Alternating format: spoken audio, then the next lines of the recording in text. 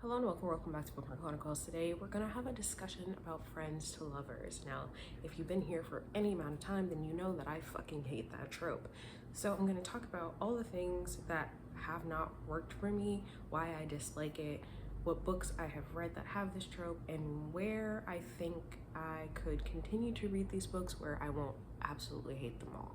So I hate friends to lovers for a lot of reasons, and I will go through said reasons. But this also applies to situations where these two people don't necessarily end up together. The main character and the friend don't necessarily end up together. For example, Gale and Katniss. I fucking hate Gale. Gale's a bitch. I talk more about this in my third round of fictional characters that I square up with. Gale, I think, is the very last one, and I kind of went on a rant. But I hate that Gale essentially was mad at Katniss for not having feelings for him, and then continually did things to try to manipulate her into having feelings for him, because that's not how the fuck that works.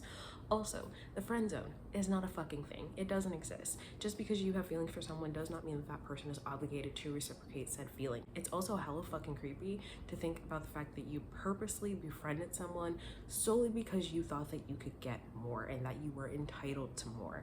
That's predatory behavior. Stop that. False sense of entitlement is a big one for me because it has happened so often, particularly in like YA fantasies where there ends up being a weird little love triangle. The love triangle didn't need to happen, and the thought that because you've been friends with this person for so long that eventually that they should just want to be in a relationship with you is weird. I also hate in situations where one of them has basically had a revolving door of partners, and apparently they're secretly in love with this other person, but it's not until someone else gives that person attention that they suddenly decide they need to profess their love.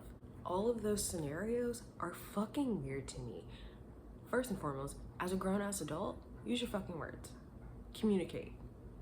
That is bare fucking minimum. But also to think that you are entitled to someone so much so to the point that you can go off and do whatever you want and whoever you want, but the second that this person is interested in somebody else, you can't handle it.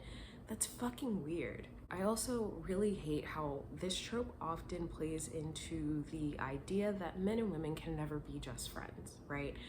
I feel like if that is true, then there are so many fucking problems. It doesn't make a lot of sense to me, and it's such a ridiculous idea. I feel like eventually that thought process just ends up causing more harm than good, particularly to women, again, because of that sense of entitlement, and that can be dangerous.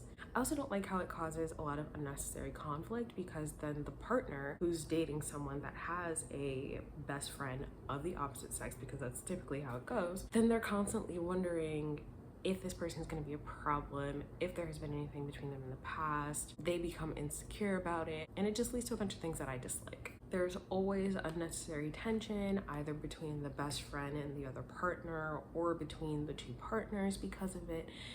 And I feel like it just doesn't need to be there. I'm gonna use this as an example, although I feel like this is really relevant in any relationship, but your friends and your partners should be respectful to each other, period.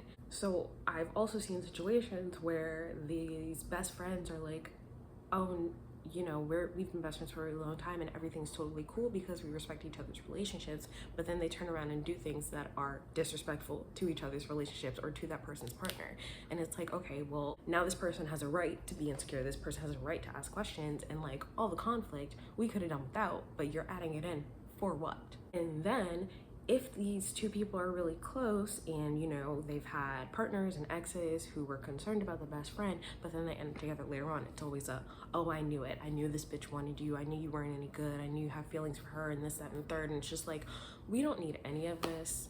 Like, all the unnecessary drama we could have done away with if there was communication and honesty. And I feel like those are not things that you should have to ask for in a romance. And I have dated someone who had a female best friend, and because you hear all these things and it's constantly in books and movies and TV shows, whatever, like at the beginning I did have that thought, like, is this going to be an issue? But it wasn't, because she and I ended up being really cool. And the thing is that she made it a point to always address me, always speak to me, have a conversation with me. If they're talking about something and it includes an inside joke that I'm clearly not aware of, she would be the one to break it down. Looking back, it is a red flag that my partner didn't do those things, because he's the one that should care about my comfort in this situation. But even after their friendship ended, she and I were still cool. And then when that relationship dissolved, she and I, again, were still cool. So I feel like overall, it really doesn't have to be an issue, but it all comes down to, is there secrecy? Have these two people been together in the past? I personally am not a fan of being friends with exes. I don't see the point. If you were a shitty partner, why the fuck would I want to be friends with you? There are situations for me with guys where the situation didn't end well, the relationship didn't end well, but they have tried to resurface and they're like, oh, well, you know, I just wanted to see how are you doing. For what? It's none of your business. Don't fucking contact me again. Leave me the fuck alone. We don't need to be friends. I don't care how you're doing. You shouldn't care how I'm doing. We don't need to contact each other at all, ever. But also, like, if you are constantly talking to this person, spending time with this person, and being shady about it and just not being forthcoming about certain things, then yeah, that's gonna cause a fucking problem because you're being shady about it. Again, unnecessary conflict is one of my biggest pet peeves when it comes to romance, and I feel like if all of that were removed, then it wouldn't be an issue. So far, I have read 6 books that include friends to lovers, where it's one of the main tropes, and there were 2 that I really, really hated, 1 that was kind of okay, and 3 that I didn't necessarily hate, and there's a reason that I didn't necessarily hate that, so I'll talk about that in a minute. But the 2 that I really disliked were The Roommate Risk by Talia Hibbert, which I ended up DNFing, and Go Deep by Rosie Adams. And both of them had elements that I disliked. The secretly in love, disrespectful to people's relationships, and they were best friends, like really, really close friends. I don't think I like the best friends thing. It doesn't seem to work for me, at least it hasn't in those cases. I am not asking for recommendations where people are best friends to lovers. Let me also say that just because I'm talking about something that I don't like does not mean that I want a recommendation, okay? Don't get in the comments and start listing all of these friends to lovers books that I'm not gonna give a fuck about. Like I said, I liked it or was okay with it in specific situations. So wait till I say what those situations are before you try to give a recommendation. I feel like in the book community, for some reason, everybody feels like they need to rec something, and in a lot of cases, it's not necessary. Ask me if I want a recommendation before you just start listing things, because 9 times out of 10, I don't want to fucking read that.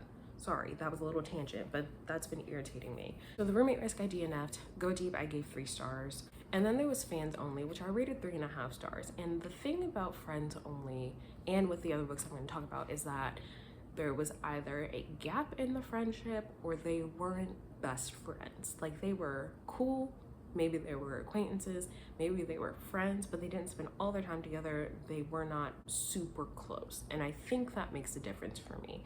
Like in Friends Only, they're friends. They've known each other for a long time, but they're not particularly close. Then in Take a Hint, Tinny Brown, the 2 of them are friends, but it's in a workplace setting, so maybe that makes a difference.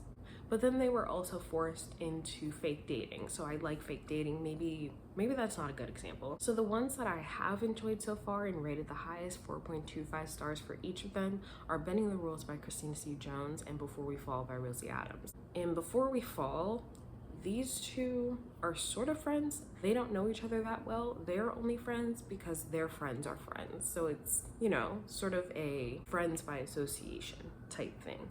And then in Bending the Rules, they used to be best friends, but they didn't talk to each other for like 7 years. So they just happened to be in the same place at the same time and sort of are starting their friendship anew.